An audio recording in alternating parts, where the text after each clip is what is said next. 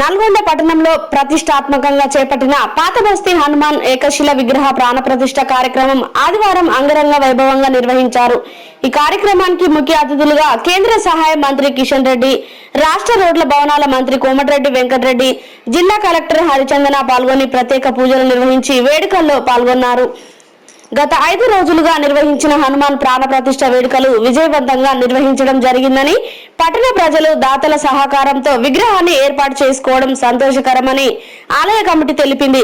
మంత్రి కోమటిరెడ్డి మాట్లాడుతూ నల్గొండలో ఇంత పెద్ద విగ్రహాన్ని ఏర్పాటు చేసుకోవడం సంతోషకరమని, దాతల సహకారంతో దేవాలయ పూర్తి నిర్మాణానికి కృషి చేస్తానని అన్నారు. ఈ కార్యక్రమంలో మున్సిపల్ చైర్మన్ బుర్రి శ్రీనివాసరెడ్డి, బండారు ప్రసాద్, గుమ్మల మోహన్ రెడ్డి, రమేష్ గౌడ్, దేవాలయ కమిటీ, పట్టణ ప్రముఖులు, భక్తులు తదితరులు పాల్గొన్నారు.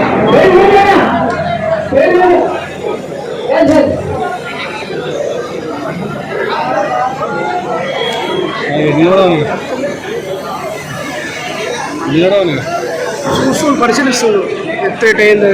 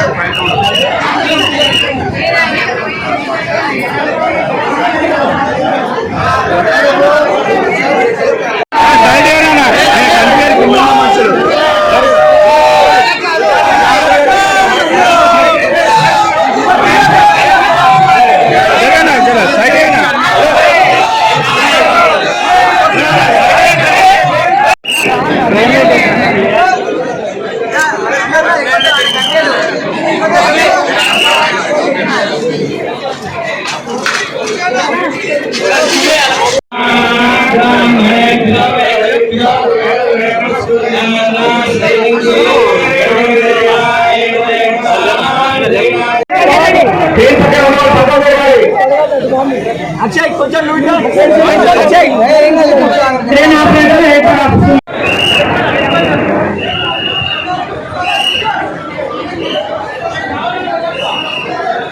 తెలంగాణ, ఆంధ్రప్రదేశ్ కూడా ఇలాంటి అభయాంజనేయ స్వామి విగ్రహం కానీ ఎక్కడ లేకుండొచ్చు. ఒక గుట్టపై మంచి భక్తులందరూ, ముఖ్యంగా దాతలు, కమిటీ వారు వేసుకొని ఈరోజు అభయాంజనేయ స్వామిని విగ్రహ ప్రతిష్ఠ చేసుకునే సందర్భంగా ఇందులో పాల్గొంటున్న అందరి భక్తులకు చేతులెత్తి నమస్కరిస్తూ అభయాంజనేయ స్వామి ఆశీర్వాదంతో మీరు, మీ కుటుంబాలందరూ కూడా చల్లగా ఉండాలని కార్యక్రమంలో జిల్లా కలెక్టర్ హరిచందన గారు, జాయింట్ కలెక్టర్ వేమన్న గారికి, అలాగే మున్సిపల్ చైర్మన్ బుర్రి శ్రీనివాస్ రెడ్డి గారు, వైస్ చైర్మన్ రమేష్ గౌడ్ గారికి, మోహన్ రెడ్డి గారు, మున్సిపల్ లక్ష్మి గారికి, ఇంకా కమిటీ ముఖ్యమైనది ఈ నిర్మించాలన్న ఆలోచన కలిగిన లక్ష్మణరావు గారికి, రాజయ్య గౌడ్ గారికి, ఇంకా కృష్ణయ్య గారికి, చెవు వెంకయ్య గారికి, ఇక్కడ కార్తీక్ కానీ, రైతులు కానీ, ప్రతి ఒక్కరికి దాతలు, ముఖ్యంగా దాతల సహకారం నేను ఏం చేయలేము.